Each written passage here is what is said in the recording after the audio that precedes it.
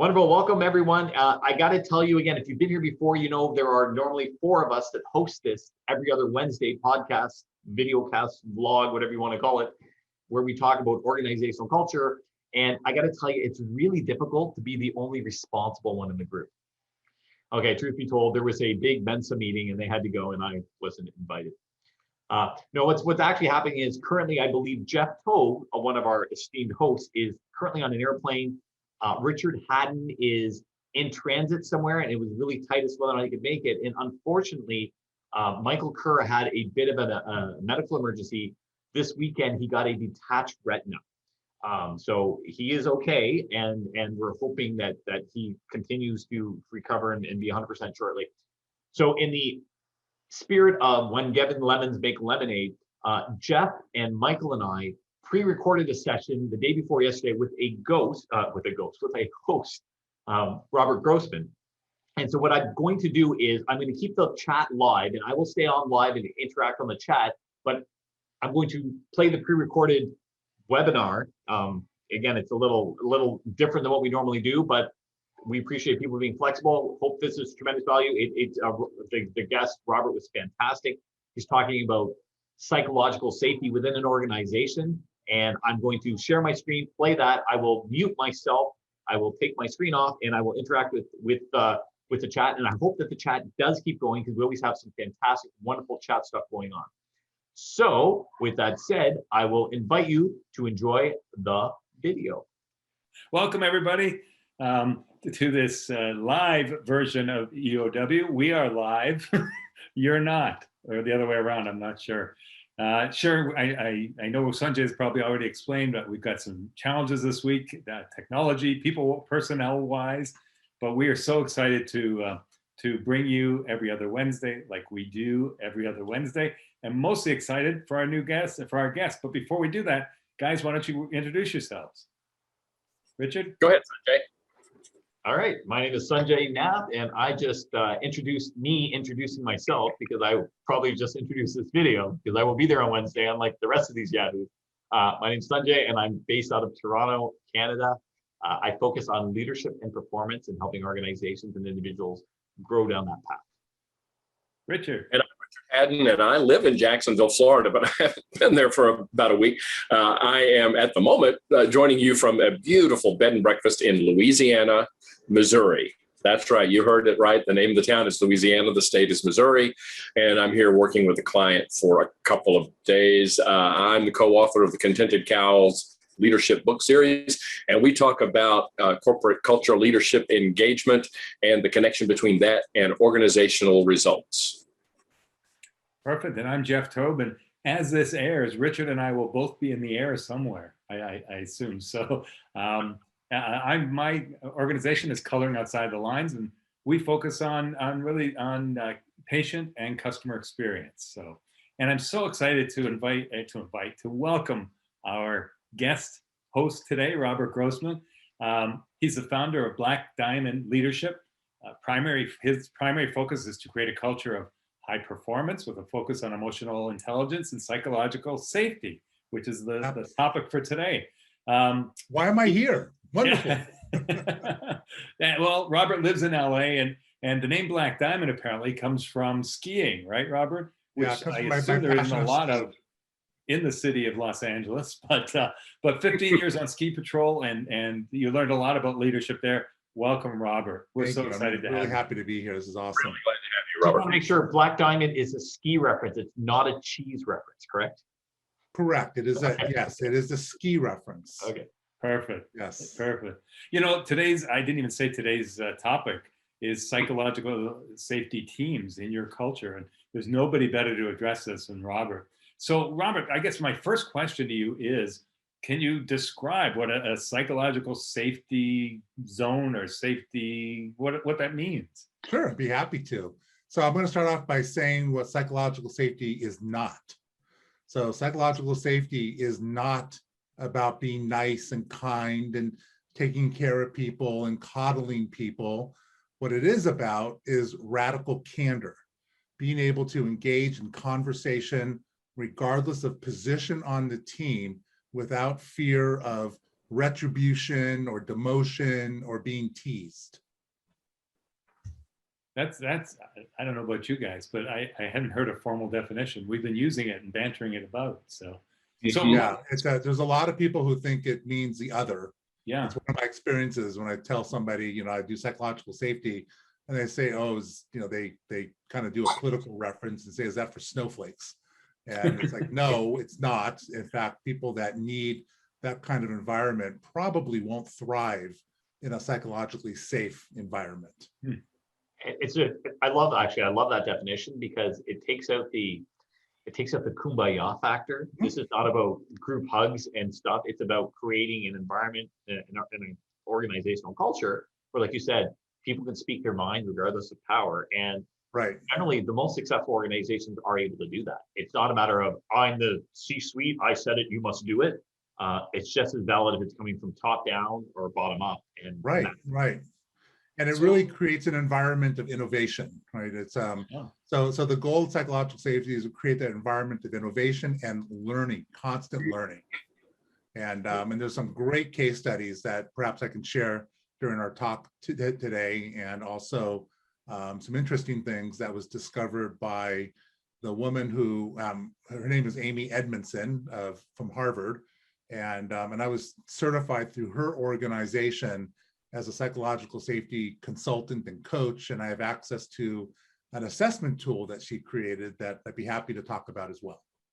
So wait, you know, you caught my interest when as soon as I hear innovation and creativity, you know, that's what I've talked about for 29 years. So, so why does a psychological safety environment, or why does that lead to innovation? Is it just because people are more free to share their ideas? Absolutely. That's exactly what it is, Jeff, that people are comfortable to contribute ideas. Even an idea that somebody might think is silly could be a great idea, or a part of their idea could be a great idea as well.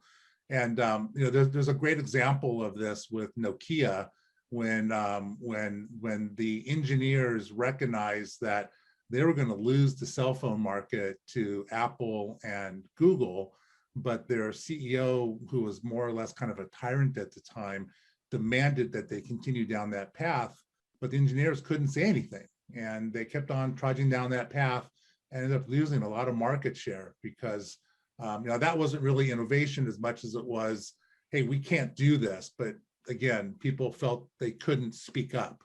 And so they lost a ton of money and market share because of that. Robert, that kind of thing reminds me of stories that you hear about, you know, people not being willing to speak up when there's a danger involved. And, you know, the famous case study from many years ago on the tarmac at Tenerife in the Canary Islands, you know, the worst jet disaster. You can hardly call it an air disaster because it happened on the ground. Right. So, and when they realized all of that, it was just because people were afraid to say to the senior captain on board, hey, there's another plane coming toward us. Is that the same kind of thing that you're talking about here? Yeah, that's what we'd fall under terrible silence, or what happens when there's silence and people don't speak up. That pilot was actually KLM's star pilot. He was the pilot responsible for certifying all 747 pilots every 6 months. And you know, to carry that story a little bit further, saleable, and yet there was a fatal flaw in this part of what.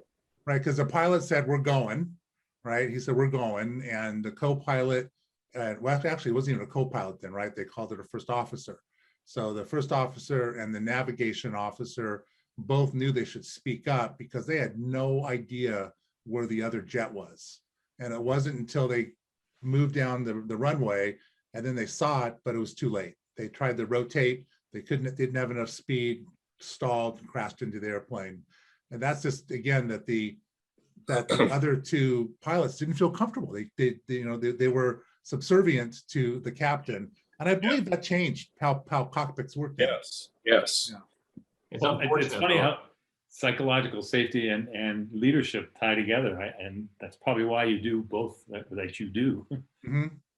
Yeah, and I also, what Amy Edmondson said, and I'd say I owned it because I love it, but I don't.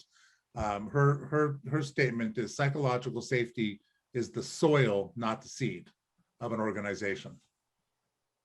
Say that again. Psychological safety is the soil, not the seed. Ah, So okay. without a rich soil, nothing can grow. That's what we're all about as a culture, right? I mean, Right, that's exactly. the It's all soil. about I culture. love that. So what Yeah. role does psychological safety and emotional intelligence, and where do they intersect? Yeah. So I believe that number one, before we can even talk about psychological safety, we need to talk about emotional intelligence. Because if you cannot engage in that radical candor without losing it because you're being emotionally triggered, then you can't engage in psychologically safe conversations. You can't even talk about trust until you still first work on emotional intelligence. And psychological safety is not a thing that you necessarily teach, although there are a lot of interventions and ways to improve it. But it really now, I'm seeing it now as a measure of how successful will an organization be in terms of creating those high performance teams. So they're directly connected with each other. You can't separate the two. I think it's the first time, guys, that the word intelligence has been mentioned on this show. So thank you very much for doing that, Robert. No, but I'm fascinated with the whole concept of emotional intelligence. And I think there probably are a lot of misconceptions about that too. But help us to understand, maybe, because you said you really, before you can talk about psychological safety, you have to have an understanding of emotional intelligence. Give us, in 100 well-chosen words, what we should understand about emotional intelligence. Well, no, I'm just kidding. It's said to be have some fun. So emotional intelligence, the best definition that I have is that we know that emotions drive our behavior, both positive and negative. And oftentimes when we have an emotional response to something, we're engaged in all kinds of distortions in our reasoning and logic. And so we're mind reading, or we're catastrophizing, or we're generalizing, all these different things that happen. And so until one is able to recognize that they're having what I call a key moment is simply a communication or an event that triggers one, and I would say pulls you off your A game, if you will, until you recognize that and have certain skills, if you will, to actually stop the process of having an emotional response to something. Otherwise, your emotions could run amok, right? And so that's really the definition of emotional intelligence. And it all, in my world, starts all with that key moment. That something happens and you have a response. So key moments happen all the time. There are big key moments, there's little key moments. And oftentimes we don't even recognize that we're engaged in these distortions. So for example, I could have a key moment when I'm talking to a client and they're quiet, right? They're not responding to me. And that could be a key moment, and I could use a distortion, if you will, that they think what I'm saying is silly, but I don't know that, right? I have no idea what they're thinking about. They might be processing it and saying, wow, that's like the best idea I've ever heard before, right? So, you don't express that. You might express it, and therefore you don't interpret it that way. Right, correct. Is there, I'm curious, only because you brought up that point, is there any research, or do you have any understanding about correlation between people jumping to the negative or the positive conclusion and their emotional EQ? So if I'm one of these people who's always going, oh, they're quiet, oh my goodness, oh, they hate me, they're does that say anything one way or the other? It does. So the model we use begins with a key moment, and then you experience that key moment through one of 4 paradigms. And then, so when we look at paradigms, we talk about winning the inner victory, right? So something happens out here, you interpret it, and then you have your inner experience. So it would be very similar to if the 2 of us or the 4 of us were out here in Los Angeles at the Pacific Ocean, look at top of one of the bluffs, and there's, a 100-foot drop below us, and I'm scared of heights. So I'm like, oh my God, this is the scariest thing ever. But Sanjay is saying, wow, this is so gorgeous and inspirational. It's the same exact event, but 2 different inner experiences. So until you understand your paradigms and some of the core beliefs that make that up, you're not going to be able to interpret what's happening correctly.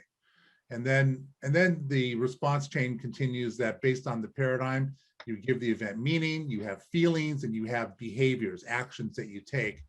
And then either you're going down the pathway of self-mastery, which is good, or the pathway of survival. And the main difference between the two is when you're going down the pathway of survival, your intention is to protect yourself, you're blaming others, you're being reactive instead of proactive, you're not assuming responsibility for what's going on.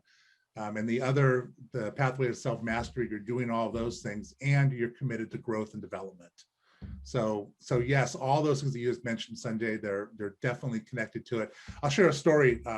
2 years ago, I was working with a group of executives at a tech company, and we went into the emotional intelligence module, and one of the executives said, "I don't need this. I'm gonna go." And I said, "Oh, really? Tell us why." It's not emotionally intelligent enough. Right, not emotionally, right? He started talking about this. They're a tech company. They're doing a big demo for a client, and he walked in, and the engineers plugged all the computers into one electrical outlet. And they're not supposed to do that because they can blow a circuit and ruin everything. And so he begins to tell me that. I sat there very quietly and I said, "Hey guys, I got to unplug this. We got to do this, this, and this, and this." And it was done. So I don't need this. I reacted just fine. I said, "Awesome. That was great. How was the rest of your afternoon?" And he said, "It was terrible." And I said, "Why?" He said, "Because I was stewing about it. I was so mad." Right. And I said, "Okay, great. So you didn't emote on site, but because of your emotional response, you're unproductive the rest of the afternoon." And he said, "Yes." And I go, "Good, sit down." Right. And so that's just another example of how this works. Is there a way to measure the level of psychological safety? There is actually. Amy Edmondson created what she calls her scan. There's 7 questions. And then you give it to a team. You don't give it to a whole company. You give it to one team at a time.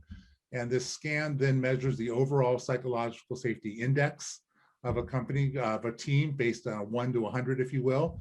And then on 4 core areas, and I just blanked on the 4 areas, but we try to recreate them again. It's on diversity, willingness to help, being able to speak out, and there's one more that I can't remember right now. And so you look at it on those 4 levels, and basically you're seeing what's really cool. You're seeing the median score, and then you're seeing where everybody else scored on the team. So how we use that is, I'm working with a team at a pharma company, and we gave them the assessment before we began doing any work. And then 3 months into it, we gave the assessment again. And then we're able to see in certain areas we had a lot of progress, in some areas we didn't. And based on that, we then changed up what we were doing and went more into trust. So the scan is designed to be given over a period of time to measure the success of a team. So Robert, yes, can you go to the other extreme? Because I find this often happens. First of all, organizations or people or society, we ignore things forever, and then we become hot and we go to the other extreme and we overregulate and be really annoying. I want to be more specific. Political correctness. I think for years and years, people were rude and offensive. And then we've gone to the other extreme, which is, "Oh, you looked at me weird, I'm suing you," right? And then you're not allowed to have humor and be fun anymore. So can we be, too psychologically safe, where I'm the frontline dishwasher first day and I tell the CEO that his shoes are tacky and he needs to go home and change? Like, is there a limit? Again, I would hope that it doesn't go to the political correctness side, because that's not what psychological safety is about. And but of course you have to have some standards, I should say. Just because it's a psychologically safe environment, you shouldn't say, "Well, you have this or that, so I don't like you," or we still have to monitor what kinds of jokes we tell at work, and politics should probably stay at home, and things like that. So we don't want that to be in the environment, because that will trigger a lot of people. And again, it's another, maybe this will help someday. Another example is in hospitals, and that's where Amy Edmondson did a lot of her research.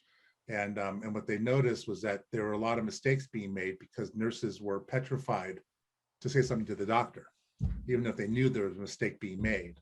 And there's a case study about this. Everything turned out fine, but it was a nurse practitioner who was running the NICU unit at a hospital, and they just brought in 2 new twins. The doctor walked in, looked at them, and turned around and left. but didn't prescribe a certain medication that these babies needed to be able to breathe. And she said she was about to say something, then in that moment, she's decided not to because the doctor knows best. And so we call that an unconscious calculator, where she actually put the baby's lives at risk by not saying something. Right. And then later on, she admitted that she'd seen this doctor dress down other nurses before. So she was afraid to do something. Everything was fine. But if that was a psychologically safe environment, she should feel comfortable to say something. The doctor would say, wow, thank you. Or he would say, you know, this is why I didn't prescribe it this time in this situation. So that's the learning part. Right. So yeah, there's going to be a balance there, Sanjay. So just so you know, here and every other Wednesday, we're very psychologically safe, which is why I want to say, Jeff, you got to do something about that hair, man. This is. Thank you very much, Sanjay. So let's spend the rest of our time talking about tips, just ideas on how to create a psychologically safe. Well, first I have to say, Sanjay, thank you for not commenting on my hairdo. Yeah, well, he doesn't know you well enough. That's all. Give me a few more minutes. Come back. I am so overdue for a haircut. I started to say for a headache. I'm so overdue for a haircut, and it's it's the same thing that we are hearing everywhere. And I think some of it might fit into this discussion, and that is you can't find anybody to do anything. And the person who cuts my hair is so busy, like she couldn't see me for 3 weeks after I already knew I needed a haircut, and it was going to be three more weeks. And I'm just wondering, maybe we'll get to this. How does creating a psychologically safe environment, what does that have to do in terms of engagement and retention and recruitment and attracting people to our organization? And how does somebody know if you are if you have a psychologically safe culture, and might that help you with people's recruiting woes that we're hearing about so much now? I don't know. That was an interjection of into that Perfect. question, because we were talking about such salient things as haircuts. I don't know. We went from haircuts to retention, but I want you to know for everyone. Yeah, Louisiana, Missouri is known for their barbers. So right. There's only one restaurant in town. There's no barbers. Okay, sorry, Well, Robert. you're lucky. You get hair like mine. You could just use the clippers, and it's fine. Right? It's fine because those hairstylists, they don't give you a discount because you have half the hair. I don't get it. But why don't you take the first stab at that, Robert? About retention and yeah. So in 2017, Gallup did a pretty comprehensive study of the state of the American workforce, and one of the things that they found was that only 3 in 10 employees agree with the statement, "Your opinion matters at work." 3 in 10, and that is dismally low. And they said if you can move it up to 6 in 10, you're going to see a dramatic increase in productivity, profitability, a big drop in absenteeism, a drop in safety incidences, and also a drop in turnover, just by increasing that to 6 in 10. And so that's really what I believe the new workforce wants, is that they just want their opinion to matter, not change the whole company, but that it matters to people. They want to be heard. So that alone will dramatically increase retention and decrease turnover. Yeah, and let's look at it from the other perspective. The company or the organization, I think it's incredibly important to them to create this culture of psychological safety, because if they're a producing culture, if they're not just flat, if they're producing, if they're innovating, if they're being creative, they want to bring a new product to market quickly. Right. The team has to feel safe to take those kinds of risks, I think, and get past the fear of being punished or ridiculed. Yeah, because their first number of attempts may not work, right? They may not work. And again, that the new kid on the block may have the best idea, but they don't feel comfortable speaking. So Richard, let me ask you, how do you're the engagement guy, how do you show your team you're engaged as a leader? Well, I think it's all, it's not it's probably simpler than a lot of people think, but it's about being present and being there. And I've heard people say, well, it's about, asking people's opinions and things like that. Well, of course it is that, but I don't know. I've had some experiences just in the last few weeks in talking with senior leaders and organizations, and then talking to some of the people in their organizations. And I'm finding there's an awful lot of leaders who are just very much absentee And not only are they not engaged, they're not present, not even physically present or even virtually present. And I think especially now with everything that's happened in the last 16 months, we know that we can connect with people, even if we're not going to be in the same room with them. And of course, as people are getting back to more of the traditional on-site workplace, and I think especially, one of the things we hear so much about is food service, that, no one in the United States can find anyone to work in their food service establishment. And I've talked with some food service managers just in the last couple of months, and I've talked with those who are very much always there. They're working with their staff. They care about them. They talk with them. And it's got nothing to do with serving the meal. It's all about being engaged with their workers. And then I also see I see restaurants and other food service places where the owner or the manager is very much in the back office or not even on site there. And I talk with employees and they say, we get the impression that our the manager, the general manager or the owner in this franchise owner, they don't care whether they want us to come to work because they want us to produce and make money, but they don't even check. They don't come. They don't talk to us. They just see it. It seems like our work doesn't matter. And that really struck me, that if the manager, if the leader is there, whether, whatever their presence is, whether it's physical or virtual, if they're there and they appear interested, just like you said, Robert, if your opinion matters, if your being there matters, that has a whole different effect from people who are coming in, they're doing the work and, but does anybody even care if I'm here? And I think you and I talked about this the other day, Richard, about discretionary effort, right? Yeah, discretionary effort. Oh, now you get me excited when we start talking about discretionary effort. That's right, because people are not going to expend their discretionary effort if they think nobody's. Some people are self-motivated enough, but let's face it, many people are not. And they do require some extrinsic motivation, and they can get that when they see that a leader cares about them doing a great job. And when that leader is silent or absent, it is so hard for people to do that. They cannot be engaged. And I think often they are going in search of a culture where they can be engaged. That's right. Absolutely. Now, I had a CEO say today, she has changed from saying what happened and why to more of, how can we make this go better the next time? And I've been thinking about this all day. And I think that ties into trust, which I think is a huge part of psychological safety. Sanjay, I don't know if you have any thoughts on building trust in the organization. How we go about that. It's the same stuff we talk about every week. That's what organizational culture is. Organizational culture is what are the unwritten rules, or as Robert said, what's the soil like? Because if the soil is toxic, you can make all the rules you want, but it's going to go nowhere, right? But if we have this environment that says, hey, you walk by and there's something not in the trash basket, you pick it up and throw it in. I'm using that obviously as an analogy, but it says, I care about the organization. I care about the physical and mental well-being of the building, but the people in it. And what is it I can do to make that person feel heard and that person feel appreciated? And it doesn't mean, I like the distinction that it doesn't mean everyone has an equal voice, because they don't, right? The CEO, the C-suite carries a heck of a lot of weight, and they should, because it's been earned, because they've gone up the ranks and they have a completely different perspective. But if the CEO is talking to the frontline person that's 8 rungs lower, they're offering a perspective that the CEO no longer has firsthand knowledge of. And if they're smart, they're going to listen to it. In fact, I think I've said this before, and it's joked. Sorry, Richard? Because that perspective puts them by definition closer to the customer. 100%. And the other thing too is this is what people hire consultants to do.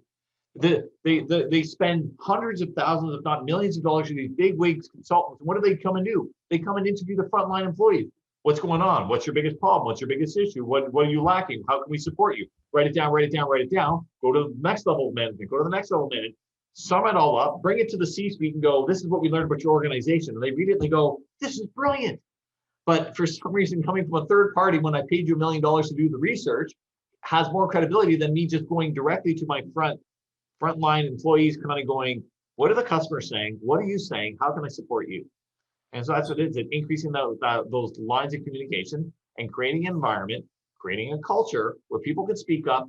Not only do they feel okay to speak up, but they're encouraged to do it because they know they're going to be heard and they know they're going to make the organization a better organization. Exactly. There's one more component to what you're talking about in psychological safety, Sanjay, and that is also you may express your opinion and it may not be, they may say thank you for it, but it may not be implemented, right? And it's not about changing behaviors to make you feel better about where you're at necessarily. So there's that side of it as well too. I think we think of, go ahead. Go ahead, Joe. Well, I think we think of psychological safety as kind of an outside thing. But is. Robert, to your point a few minutes ago, and I'll tell you how I'm coming back to this, but it really is about being self-aware as well, right? I mean, it's internal as well. It's accepting the fact that people bring their whole self to work. and so, their unique personalities and their preferences and work styles. You mentioned, I do a lot of work with assessments because I believe that it's great to know, what you are, what style you are, what personality you are. But more importantly, it's how do I work with people of those styles? How do I work with them in a way in which they need to be worked with? Exactly. Tell me how do you use assessments and why with psychological safety? Well, the only assessment I'm using in psychological safety is the scan. And that's our measurement tool. Right. So I'm not using other types of assessments at this time, although it's something that I'm looking to bring into my practice more so as well. Excellent. Well, Richard, I know you do employee engagement surveys, right? I mean, you have a tool for that. Why? I mean, how does that apply to psychological safety? Well, the employee engagement surveys that we do are a tool that measures the self-awareness, if you will, of the organization and of the team, of the work unit, and so forth. I wonder if self-awareness is something that, to some degree, people can get some insight on simply by talking with others, or even by just being introspective for a little bit, just paying some attention to their own behaviors and to responses of everyone else. I mean, I'm a big fan of employee surveys, obviously, but I think you can also get some insight simply by paying better attention. I saw something recently, we were talking about self-awareness, and I thought this was great. It says, the trouble with people who lack self-awareness is they don't even know it. Right. Right. Sounds like a button you should wear. I don't know. So it's remarkable, actually, when you're coaching somebody in emotional intelligence and they present something to you and you simply ask, how do you know? How do you know what the other person is thinking?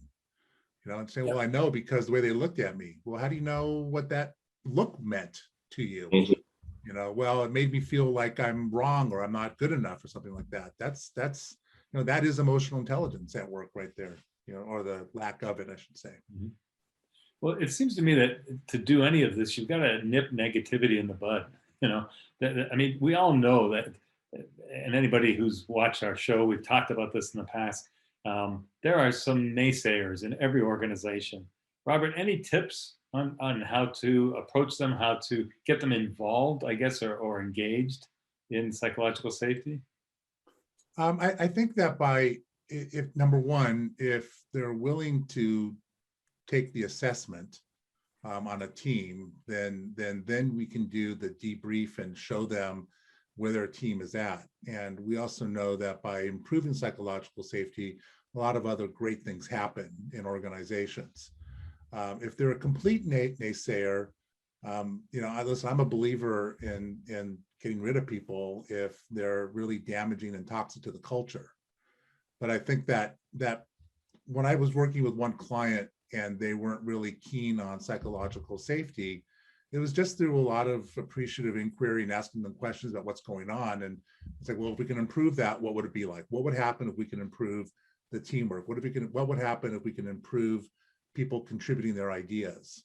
And they then light up, typically they light up. And then we show them the pathway to get there. I'm not sure if that answered your question, Jeff, but well, in the past, we've talked not about letting people go. We've talked about finding them their next job opportunity. Yes. Yeah. Yeah. Usually with your competitor. Right, exactly. And I tell my clients that oftentimes, if you're, I know this isn't really necessarily the topic, but if you're just constantly just ruminating about letting somebody go, boy, when you let that person go or find the next opportunity for them, it really shifts the culture. And that's also one thing that I've worked with my clients on when they say, I'm so afraid to fire somebody, I don't want to hurt their feelings. And I said, chances are they're probably pretty miserable. And you're probably going to give them a big gift by helping them find their next opportunity. Over the years, I've had the opportunity to work with clients and had these conversations with more senior level people. And it's always surprised me how often someone will say, I was so reluctant to let this person go. I thought it was going to be ugly and it was really rough on me and whatever. But how many times they will say, a year later, 5 years later, 10 years later, that person came to me and thanked me for the best opportunity of my life, because it allowed them the freedom to go do what they were meant to do. Because a lot of times these people are toxic, not because they wake up in the morning twisting their mustache, rubbing their hands together, implementing their evil plan. More often than not, they're a misfit. They're in the wrong position at the wrong time, at the wrong stage of life, or whatever it is. And so sometimes by an external force forcing them to come out of that, they get into a proper fit and they go from being a dud to a superstar. Yeah. Well, then I want to thank, I'm sorry, I just want to thank John, who fired me in 1982, because I wouldn't be able to be here with you guys now. I'd still be working for him. Sorry. John, wait, John, is John the guy that's the picture on your dartboard? Is that the same John? So Robert, I want to share a quick story that this law firm, they had he was the lawyer, the owner of the firm, was complaining about two of his employees, the woman at the front desk and another happened to be a woman in the back who did more tactical database driven work, and they were both failing. And he was so frustrated, he wanted to let them both go. And I did give them a personality assessment test, a very simple one. And what we found out was that the person in the front desk was an introvert and didn't want to be around people, didn't want to be outgoing. And the person in the back was very outgoing and an extrovert and just loved being the life of the party. And we switched those two positions and they both just, they blossomed, as simple as that. It's understanding your people, right? Right. We've said it over and over again. So, yeah. So I guess just another question or a thought is, a lot of this has to do with, we talk about innovation and being more innovative, quick to market, but how does decision making fall into this? How do we include everybody? Typically, decisions come from the top and come down, but I guess in a psychologically safe culture, you have to involve people in decision making. Yeah, it's more bottom up, actually. Really? Yeah. It goes the opposite almost. Because again, you've already said it here, right? The frontline people, the people that are closest to the customer or client, they know what they want, where people in the C-suite may not know what they want. Right. But there still has to be major decisions made at a C-suite level. Yeah. Is it important for me to include my people, in the decision-making process, or at least consult with them? I think that there's a degree, right? You can also go through paralysis through analysis as well, which we don't want either. So I think there's got to be a balance there, and there are appropriate times when to involve your team. I think more importantly, though, is that you want to give your team the freedom to be candid and be straight. Right? There's the old Volkswagen gate, when the CEO of that company, who was a tyrant, wanted to be the #1 auto manufacturer and sell the United States of America, and he determined that the way to get there was through their diesel Jetta. Well, the engineers couldn't get there, so because he's such a tyrant, though, they faked the test. They had the computer operate one way when 2 wheels were spinning, and a different way when all 4 wheels were spinning. And when the 2 wheels were spinning, their results were beautiful and wonderful. A couple of years later, a third-party company decided to do testing of diesel engines, and they tested the Jetta. It wasn't there, and they lost a huge amount of market share. So that's kind of it's not necessarily bottom up, but again, it's that they didn't have the psychological safety to say to the CEO, "This can't be done," right? And that's where similar to the 747 and other situations. Sorry, the plane crash.